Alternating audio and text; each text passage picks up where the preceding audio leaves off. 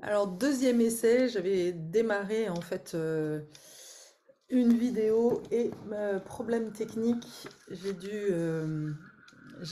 voilà, arrêter. Bienvenue dans cet espace, un espace où on va aller à la rencontre de l'énergie de la semaine, qui est une énergie intéressante que je connais bien, avec la 54e clé, la clé de l'avidité, avec le don de l'aspiration et le sidi de l'ascension, et le dilemme de l'égoïsme qui fait partie du cercle de la quête.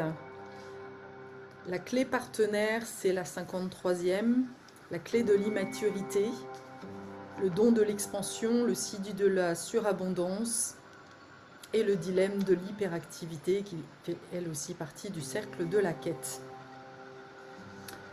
C'est une clé que je connais bien à travers justement la clé 53, parce qu'elles sont partenaires, c'est toujours intéressant d'aller regarder la clé partenaire qui est en fait à l'opposé de la clé première et qui nous indique justement les deux extrêmes en fait. D'un côté l'avidité et de l'autre côté l'immaturité.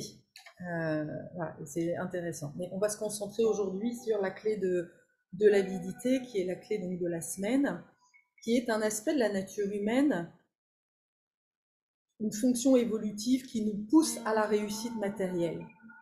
L'énergie primitive était essentielle à la survie des premières cultures tribales. Il faut bien, voilà, il faut avoir de l'ambition, il faut être avide pour pouvoir prendre sa place. Et ça règne encore aujourd'hui dans les pays développement. La survie dépend de la place dans la hiérarchie. Et j'ai l'impression que c'est de plus en plus le cas, et c'est pour ça qu'elle est super intéressante en fait à regarder. Elle est de plus en plus le cas dans notre société actuelle, même en Occident. J'ai eu l'opportunité, l'occasion de travailler pendant un mois en usine juste à côté, l'usine d'Aoste, les jambons d'Aoste, et j'ai pu voir à quel point c'est justement la nature refoulée de cette clé qui est la perte de l'ambition, hein, qui fait que ces femmes qui ont perdu le lien avec leur ambition personnelle, qui ne se voient pas, qui ne voient pas qu'elles ont quelque chose à offrir au monde, qui fait que ceux qui gouvernent, ceux qui sont en haut de la pyramide, et donc le cupide, quelque part, peuvent profiter de l'énergie de ces femmes à leur service. On est vraiment, on retourne pour moi au niveau de l'esclavage. Et ces femmes-là perdent de plus en plus de pouvoir d'achat. On le voit, hein, ça génère d'ailleurs beaucoup de stress aujourd'hui dans notre société. Mais et finalement, l'argent est va de plus en plus dans les poches en fait des plus riches en fait. Quand on décale la date de départ à la retraite de 2 ans, c'est 2 ans d'utilisation de cet argent au service des plus riches. Donc on marche sur la tête et quelque part le peuple doit accepter ça. Enfin voilà, ne bronche pas, il accepte. C'est parce que nous acceptons, parce que justement nous nous coupons de notre ambition personnelle, que nous devenons dépendants en fait d'un système qui fait de toi une marionnette. En fait, ça c'est vraiment hyper important à prendre conscience. Donc il y a un moment donné, et je l'ai vécu, hein, j'ai vu comment mon insatisfaction du système avait généré beaucoup de colère. J'étais voilà, comme tous ces gens qui étaient dans la rue à manifester mon insatisfaction, mais je restais dedans, je restais dans le système. Et puis, il y a un moment donné, j'ai senti que ma seule voie était de faire un retournement intérieur, d'aller vraiment me reconnecter à ma puissance intérieure pour voilà, prendre ma place et pouvoir diffuser, exprimer une nouvelle vision, contribuer aussi à l'expansion et à la reconnexion de l'ambition des femmes notamment. Voilà, parce que encore une fois, dans cette usine, il y a 99% de femmes. C'est pas un hasard en fait. La femme est soumise à l'autorité. Il n'y a pas que les femmes. Hein. J'accompagne aussi des hommes, mais je pense que le jour, je suis convaincue même que le jour où les femmes seront reconnectées en fait en leur ambition personnelle, alors elles pourront, le monde va changer en fait, parce qu'on détient en nous une sagesse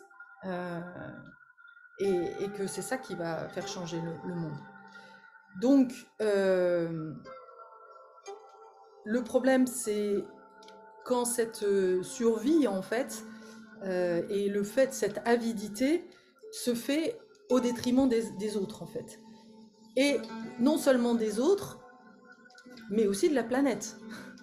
Dans l'usine à Host, j'étais hallucinée de voir le gâchis, les quantités de plastique mis dans des poubelles tous les jours. J'aurais aimé peser en fait le nombre de plastiques et je suis à peu près sûre, j'ai pas eu l'information, j'ai posé des questions, mais visiblement il n'y a pas de processus de recyclage en fait. On jette aussi les aliments au lieu de les distribuer aux associations.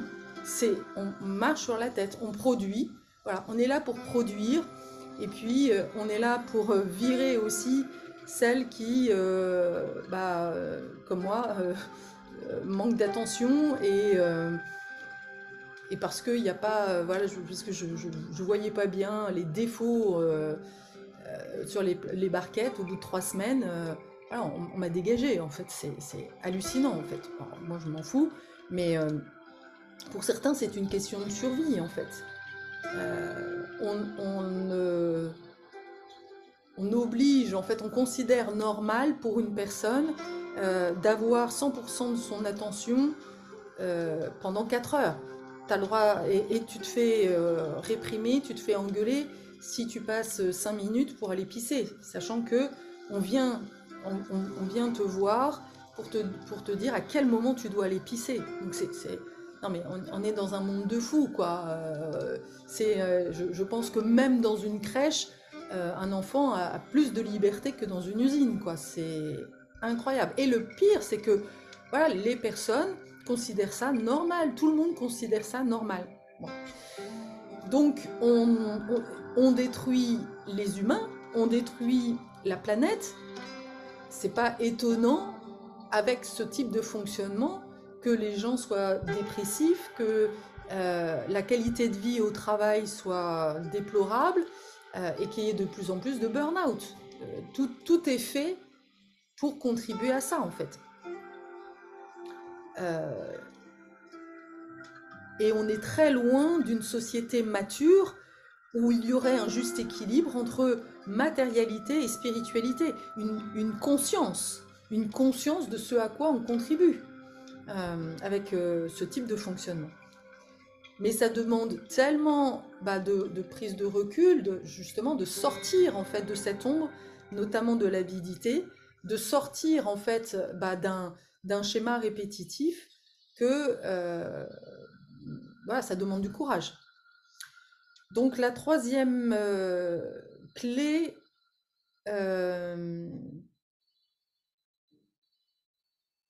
oui, alors la 53e clé, qui est donc la clé partenaire, elle garantit que n'importe quel individu ou groupe restera prisonnier de la fréquence de l'égoïsme. Et c'est de ça dont il s'agit. L'avidité, l'immaturité, on est comme un enfant, on est resté au stade de l'enfant, du moi-je, et puis peu importe en fait, je n'ai pas conscience. Alors pour un enfant c'est normal, puisqu'il n'a pas le cerveau préfrontal, quand on a 40 ou 50 ans, là il y a quelque chose qui débloque quoi en fait. et à la fois, bah voilà, c'est dans notre ADN, c'est notre fonctionnement, et c'est souvent ce qui agit en fait. J'ai vraiment pu le voir. Euh, Quand j'étais chez Visa, c'est pareil. C'est du dominant-dominé. Euh, Dès qu'on se sent menacé, on va virer la personne parce que on ne veut surtout pas qu'elle prenne sa place, en fait. Elle doit rester au niveau de l'esclavage, en fait. Donc on a d'un côté la 53e clé, qui est donc la clé de l'immaturité avec le don de l'expansion et le CD de la surabondance, qui nous connecte à cette peur immense du néant et qui n'apprend jamais. En fait, c'est vraiment comme l'enfant en fait, qui répète toujours les mêmes conneries et qui finalement en fait, n'apprend jamais. Et la 50e clé qui, elle, subordonne justement tout fonctionnement au modèle hiérarchique. Et on le voit bien aujourd'hui, tous les systèmes des entreprises fonctionnent encore au modèle hiérarchique, et tu ne montes, et c'est ça que j'ai pu observer à travers mes 25 ans de direction marketing, tu ne montes qu'à la condition, un peu comme dans une famille, à la condition de respecter les règles qui sont déjà en place. Tu n'as pas, d'ouverture, en fait, tu n'es pas là pour contribuer à l'amélioration des choses. On ne t'écoute pas, tu dois quand même rester en bas, en fait. Tu montes si tu respectes les règles, et si quelque part tu ne menaces pas le rang de dessus, en fait.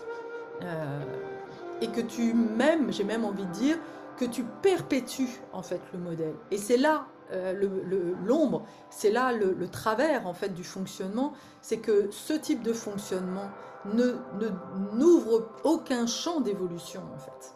Et c'est là où souvent le THPI, lui, il se retrouve là complètement étouffé parce que le but premier en fait du THPI, c'est l'évolution, c'est d'évoluer. Il est là pour ça en fait. Il est là pour contribuer au changement. Ce qui motive, motive la clé 50, l'avidité, c'est la recherche en fait de la reconnaissance de ses supérieurs hiérarchiques. Et donc là, moi j'adore faire le pont justement avec toute ma prise de conscience, tout le pont que j'ai pu faire avec justement l'enfance, puisque finalement, c'est parce que nous avons tant manqué de reconnaissance de nos parents, de ceux que nous avons mis comme sur un piédestal, notamment le père ou la mère, selon le cas. Mais en tous les cas, voilà, nous avons besoin en fait d'avoir la reconnaissance des personnes qui étaient là pour prendre soin de nous. Et n'ayant pas cette sécurité-là, parce que finalement, c'est grâce au regard de papa et maman que je vais pouvoir construire ma sécurité intérieure, et que du coup, je vais pouvoir accepter les autres, m'ouvrir. J'ai plus besoin en fait de démontrer que je suis supérieure si je suis nourrie en fait au niveau vraiment socle. Mais n'étant pas nourrie à ce niveau-là, alors du coup, je vais essayer de retrouver ça quelque part. Je vais partir à la quête pour retrouver en fait cette reconnaissance de mes supérieurs hiérarchiques à travers le travail ou même à travers un mariage. Donc finalement, il ne s'agit pas simplement d'être supérieur, d'être quelqu'un qui réussit, surtout d'avoir cette notion de quelqu'un qui réussit, mais de le montrer. Et, et c'est pour ça que on voit aujourd'hui tout cet étalage. Moi, c'est un truc qui m'hallucine de voir les pubs de ces coachs qui voilà, sont super fiers et puis génèrent beaucoup de chiffres en formant les gens à gagner beaucoup d'argent. Et en montrant que ils font partie de la jet set, ils vont sur des yachts, etc. On le montre. Et ce qui est très important, c'est vraiment de voir comment euh, cette reconnaissance, ce signe extérieur de richesse vient en fait, euh, est un désir quelque part inconscient. On, on a envie de ça quelque part. On a envie en fait, même si parfois au niveau de notre mental, on se dit non, non, bah, surtout si on est un chemin spirituel, on dit non, non, non, non, moi je suis bien dans ma petite maison et tout ça. Mais au fond, nous, il y a souvent une part, et c'est ça qui est intéressant d'aller vraiment contempler, d'être en espèce de flagrant délit de cette part qui, et moi je l'ai vraiment vu il n'y a pas longtemps où en regardant sur les réseaux, je suis tombée sur une femme qui voilà, était à la tête d'une entreprise qui réussit et dont on parle sur tous les réseaux, qui est interrogée dans un journal télévisé, qui publie plein d'articles dans les journaux connus. Et là, j'ai vu ma part. J'ai vu cette part qui avait envie en fait d'être reconnue dans ma réussite. Waouh, bah voilà, ok, je vois cette habilité en moi en fait. Et ce n'est qu'à partir du moment où je peux mettre de l'espace en fait, j'accueille pleinement cette part, que du coup je peux laisser venir en fait, que je transforme cette ombre en aspiration. Parce que c'est beau finalement, c'est qu'il y a une part de moi qui aspire à, à grandir, qui aspire en effet à transmettre ma sagesse au plus grand nombre. Et dans ce cas-là, quand c'est motivé par quelque chose de positif, de contribuer à un meilleur équilibre, de contribuer à faire en sorte que bah, le peuple, quelque part, puisse se reconnecter à sa puissance supérieure, waouh, c'est super beau. Et, et ça m'a permis d'ailleurs, euh, en travaillant sur cette clé-là, j'ai enfin pris conscience, j'ai eu la réponse à une question que je me pose déjà depuis longtemps, c'est est-ce que ma tarification est normale et juste. Et alors j'ai toujours eu une tarification souple, c'est-à-dire toute personne qui veut travailler avec moi, euh, je trouve toujours, on trouve toujours une solution. J'ai un tarif de base, mais j'ai conscience que tout le monde ne peut pas se l'offrir. Et donc, bah, c'est pour ça que régulièrement, je fais des tarifs beaucoup plus accessibles, en fait. Parce que mon objectif, c'est faire en sorte que mon enseignement, que toute personne puisse faire cette transformation à partir du moment où il y a l'élan, en fait. Où justement, il y a cette ambition, cette volonté. Et, et ça m'a beaucoup touchée. D'ailleurs, quand l'an dernier, j'ai eu une jeune femme qui est venue à moi, qui m'a parlé en fait, qui s'est ouverte à moi sur son enfance faite de viol, enfin hyper traumatique, et, et où j'ai pu l'aider gracieusement en fait. Le seul échange, parce que je trouvais que c'était intéressant symboliquement en fait, bah, qu'elle contribue à quelque chose et son talent c'est le crochet. Et voilà, je lui ai simplement demandé de me faire en fait un pull et pour moi ce pull, voilà, il est bien plus qu'un pull. L'idée c'était pas non plus de remplir mon placard, mais c'était comme un symbole de ce moment qui a été d'ailleurs magnifique, de transmutation de la honte en fait. Bref, euh, en tous les cas, l'avidité, on le voit en fait à quel point elle est liée à un désespoir en fait, et qui, à partir du moment où on ressent en fait ce désespoir, euh, ce vide intérieur, ça ouvre en fait un champ énergétique que les autres peuvent décoder et qui suscite en fait de la méfiance en fait. Ne, elle ne sait pas, on ne sait pas en fait comment attirer l'attention Et c'est ça, en fait, qui fait que on veut grimper la hiérarchie, en fait. On cherche tous les moyens d'attirer l'attention. Et je pense que c'est vraiment intéressant, surtout pour les personnes qui ont manqué justement de cette attention. Parce que, bah oui, c'est pour ça que ça me parle, en fait. C'est justement parce que on ne m'a pas donné cette place, j'ai vraiment souffert d'exclusion dans ma famille, que bah, il y a une part de moi qui est avide de ça, qui dit mais reconnais-moi, quoi, vois-moi. Et c'est vrai, encore une fois important de le voir en fait. Euh, et qui cette part qui n'hésite pas à se compromettre justement pour arriver à ses fins. Et, euh, Et c'est ça qui m'a amené certainement, d'ailleurs, à aller justement me confronter à un nom quand j'ai passé mes entretiens chez Visa.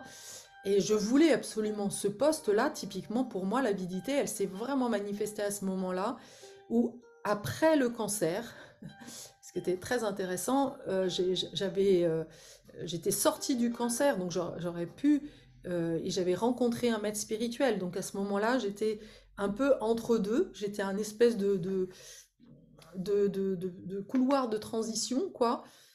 Et je pense qu'on en est que pour beaucoup de personnes sont là, en fait, un peu à un espèce de rond-point où on doit faire un choix, soit répondre à l'avidité pour continuer, en fait, une ambition qui est nourrie justement par ce désespoir et par ce vide intérieur, ou d'aller vraiment trouver un chemin intérieur d'expansion de conscience et ce que je n'ai pas fait en fait. Là, j'ai répondu à l'avidité, VP marketing, visa, enfin voilà, tous les signes extérieurs de richesse. Là, on était en plein dedans, hein. Et, euh, et finalement, je me suis éloignée de cette ambition authentique qui est vraiment une pulsion génétique qui pousse à la transcendance. Et quand c'est une ambition authentique, quand cette ambition, elle est au service de l'évolution, justement, là, elle est louable, en fait. Et c'est souvent là, d'ailleurs, qu'on bloque. C'est comme s'il y avait une part de nous qui ne nous autorisons pas, en fait, à contribuer à cette évolution. Et qui est lié justement à des traumatismes de je ne suis pas assez, c'est lié, c'est parce que j'ai manqué de reconnaissance, j'ai manqué de validation, j'ai manqué, on m'a pas poussé en fait, et ça c'est le rôle du père, mais oui ma fille, tu peux y aller en fait, et on ne m'a pas écouté dans mon élan euh, authentique, enfin propre en fait. Euh, on m'a enfermé dans... C'est comme si on m'avait téléguidé. Voilà, c'est vraiment le mot. De manière inconsciente, encore une fois. Et le but du jeu, c'est que en tant qu'individu, justement, tu ne sois plus subi, tu ne subisses plus, tu ne sois plus soumis en fait à ces téléguidages, que tu ne sois plus une marionnette, euh, voilà, qui est mieux par cette avidité. Le jour où je me suis engagée dans la danse thérapie, et que mon père m'a dit non mais ça c'est pour t'amuser, c'est pas un métier. Bah voilà, à ce moment-là, je n'ai pas répondu à mon ambition personnelle parce que mon socle, euh, mon essence, ma solidité, mon être en fait n'était pas suffisamment confiant en fait de qui j'étais pour suivre ce chemin en fait. Et c'est comme si ma volonté encore une fois, de reconnaissance du père et donc des hiérarchies était plus importante. Et, euh, et c'est vraiment important de voir comment ça se joue. Ça se joue aussi, ce besoin de reconnaissance. C'est pour ça que je crois qu'il est quand même plus fréquent chez les femmes que chez les hommes, cette difficulté-là, cette ombre de l'avidité. Parce que même si ça peut se jouer de manière différente, je pense que les hommes euh, vont être avides de chercher la reconnaissance, l'amour en fait. Ils ont besoin de se sentir aimés, voilà, et ils sont prêts à tout pour ça. Et les femmes, elles ont plus besoin de se sentir soutenues, de se sentir entendues en tant qu'être unique en fait. Mais encore une fois, voilà, sans tomber une- une stigmatisation en fait. Euh, donc, l'avidité est issue d'une peur qui diminue justement, non, pardon, qui alimente le besoin de propriété et d'accumulation. Euh, et ça, encore une fois, voilà, moi je l'ai vu au moment où je suis allée à Strasbourg. Enfin, j'ai plein d'endroits où je l'ai vu, notamment, oui, quand j'étais à Strasbourg. J'avais vendu mon premier appartement et paf, tout de suite, il fallait que j'achète en fait. C'était signe extérieur des richesses. J'ai réussi si je suis propriétaire. J'ai réussi si j'ai une jolie voiture. J'ai réussi si j'ai une jolie maison en fait. Euh, j'ai réussi, mais je ne suis pas forcément heureux. Et c'est là le piège en fait. La réussite, la richesse n'est pas la prospérité. Et ça, c'est tout, ça fait partie aussi d'un enseignement sur lequel je ferai certainement une vidéo à part entière, de la distinction que fait le Jenkins de la richesse et de la prospérité. La prospérité, c'est vraiment la manifestation de ton essence, de ton but supérieur. C'est quand tu touches à la réalisation, quand tu manifestes ce pourquoi tu es là, que tu trouves vraiment le bonheur. Le bonheur, il est à l'intérieur de toi. Il n'est pas conditionné de quoi que ce soit, de qui que ce soit. Il est là. Tu es un être divin et ta joie, elle ne dépend de rien. Personne, en fait, ne peut entraver ta joie parce que tu es joie. Tu es satisfaction, tu es lumière, en fait. Mais c'est un sacré chemin avant d'arriver à ça, hein. Et on va trouver cette stabilité.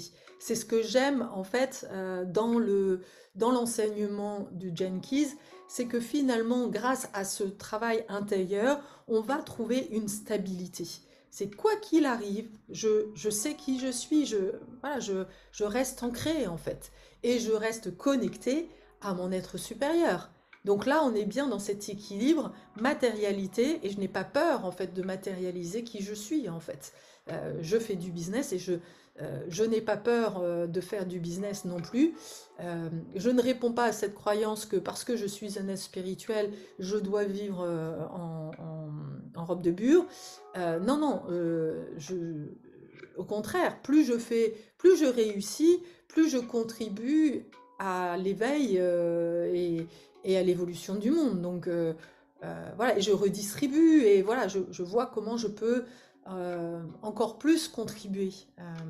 Et c'est ça qui est magnifique. Le cercle, donc ça fait partie du cercle du grand codon de la pression de l'ADN, donc le codon de la quête. Et ce codon-là, il est une pression justement pour le mouvement évolutif de l'homme. Et ça, je vois bien que c'est le point commun en fait du THPI, c'est que le THPI, il est là pour contribuer au changement et à un moment donné, il ne peut pas faire autrement en fait. Euh, la 50e clé, elle extériorise cette pression génétique par une pulsion, une fin en fait qui recherche l'accroissement de richesse. Ça c'est dans l'ombre et au niveau de la fréquence supérieure plus élevée, eh bien ça va se manifester par un besoin de sens et un besoin justement de destinée, comme je le disais. Et donc le don, c'est recevoir justement la confiance des forces supérieures, des forces invisibles, grâce à son aspiration constante. L'aspiration à une conscience supérieure. Et la manière dont on va investir l'énergie va être complètement différente. Dans l'ombre, on va utiliser cette énergie, cette pression pour, voilà, pour du toujours plus. On va répondre par des compulsions et qui vont se transformer soit encore une fois dans des possessions matérielles ou dans des addictions, ou mais on est toujours dans un comportement de compulsion, alors que dans le don, eh bien, elle est recyclée en fait cette énergie et elle est utilisée pour aider les moins hiérarchiques en fait et pour contribuer au rééquilibrage en fait. Et c'est ça qui est beau.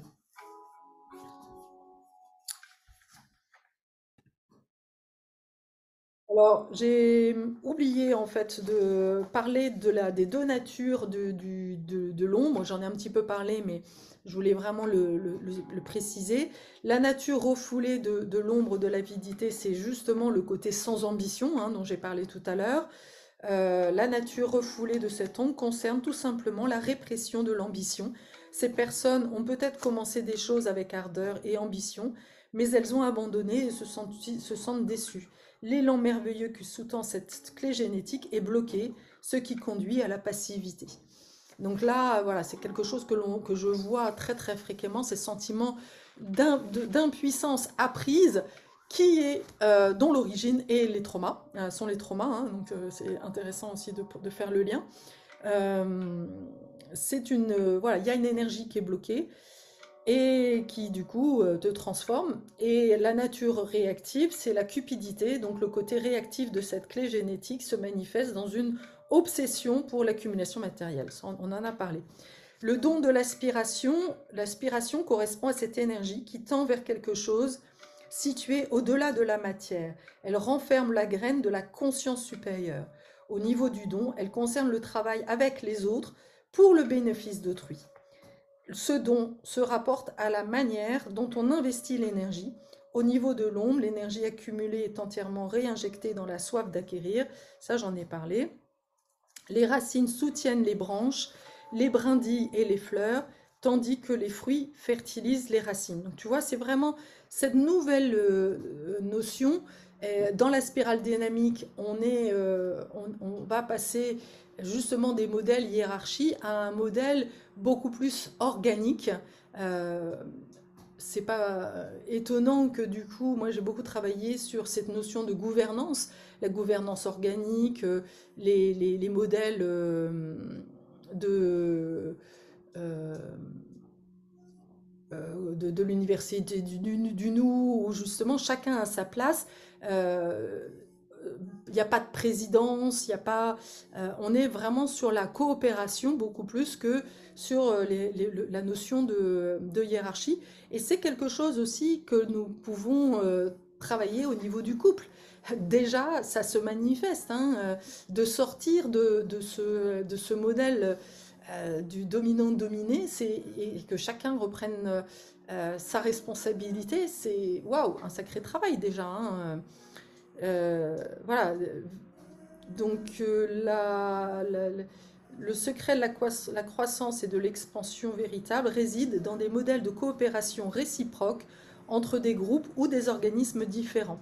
L'aspiration vous permet d'avoir une vision beaucoup plus large afin de créer la prospérité pour tous.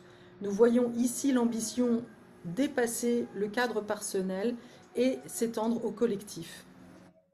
Ce sont des gens qui souhaitent que l'ensemble de leur communauté prospère afin que de plus en plus de personnes en haut de la hiérarchie soient inspirées à se libérer des tendances autodestructrices, des fréquences inférieures. La fertilisation croisée entre d'autres communautés mène à une croissance exponentielle pour tous. Donc là, on voit bien que d'ailleurs, la vision, elle est pas que il faut prendre à l'un pour donner à l'autre, mais elle est plutôt sur cette volonté que chacun, voilà, que tout le monde puisse prospérer et que tout le monde, voilà, encore une fois, soit au même niveau. Au niveau du CD, c'est l'ascension, c'est la chimie physique. Comparé à beaucoup d'autres, le 50e CD est relativement bien documenté. Il est l'un de ceux qui est littéralement déclenché par la pression incessante de l'aspiration. C'est le CD des chercheurs. Les 64 clés génétiques qui lui en sait, et la science de l'hologénétique qui lui est associée ont démontré qu'un nombre disproportionné de mystiques et de sages illuminés avaient le 54e Sidi dans leurs dons primordiaux. Les grands mystiques Paramahansa Yogananda, l'un des plus connus du XXe siècle, avait ceci dit en tant que travail existentiel. Ce 54e Siddhi concerne la notion de l'ascension ou de la transformation alchimique constante de la matière en essence spirituelle. Donc si tu as cette 54e clé dans ton profil génétique, bah, il y a des chances que tu sois un acteur qui contribue à cette transformation constante de la matière en essence spirituelle. C'est ici que l'énergie fondamentale de l'ambition est ressentie à sa plus haute fréquence, comme une pression continuelle pour s'élever dans la hiérarchie. À ce niveau, il ne s'agit plus de hiérarchie matérielle ou sociale, mais de cette échelle d'évolution spirituelle empruntée par la conscience elle-même lorsqu'elle retourne à sa propre source. Et c'est vraiment incroyable parce que je vois bien qu'en ce moment, il y a beaucoup de gens qui sont à ce tournant vraiment d'évolution. J'avais encore la semaine dernière une de mes clientes qui se sentait bloquée parce qu'elle n'est pas satisfaite en fait dans son travail, mais parce qu'elle n'a pas de diplôme, parce que justement elle n'a pas de bac ni quoi que ce soit. Elle est dans cette nature refoulée voilà, de la non-ambition. Elle pense en fait qu'elle n'est pas capable de prendre ce rôle de leader en fait, alors que à un niveau de conscience, elle a beaucoup plus de conscience que ses propres chefs, et d'ailleurs elle a fait plus d'une fois l'expérience d'être mis en tant que leader quand les leaders en place n'étaient pas disponibles. Donc ça part vraiment, et c'est vrai que c'est plus facile de se donner, de s'autoriser, parce que c'est vraiment une question d'autorisation, de s'autoriser cette place. Mais je vois pour moi, hein, même moi qui ai 5 ans d'études, etc., qui ai fait une école de commerce, il y avait une non-autorisation justement à prendre ma place, parce que c'est avec une nouvelle conscience et avec des choses qui sont tellement différentes que je dois aussi, au départ, en tous les cas, ne, faire le deuil de cette reconnaissance de cette autorité supérieure pour pouvoir me l'autoriser. C'est de moi à moi, en fait. Voilà ce que j'ai à dire sur cette clé qui me semble particulièrement à l'œuvre en ce moment. Donc vraiment, je t'invite à voir en fait quelle part de toi et comment en fait tu réponds à ce besoin d'évolution et ce besoin de transcendance, et comment tu t'autorises la matérialité, quel est l'équilibre entre matérialité et spiritualité, comment tu fais danser ces deux dimensions-là. Ça me semble le thème de la semaine. Voilà. N'hésite pas à me donner tes feedbacks sur ce nouveau modèle, ce nouveau modèle de vidéo où j'ai mis un peu de musique derrière. Je sais que parfois ça peut déranger, surtout sur les THP qui sont hypersensibles. Le but du jeu, c'est au contraire d'apporter quelque chose d'un peu apaisant et de peut-être calmer la part du mental, parce que la musique, elle permet ça, hein, elle permet de lâcher un peu le mental pour aller dans une dimension beaucoup plus cellulaire. Voilà, j'aimerais avoir ton retour d'expérience, ça serait vraiment chouette. Merci et à très bientôt.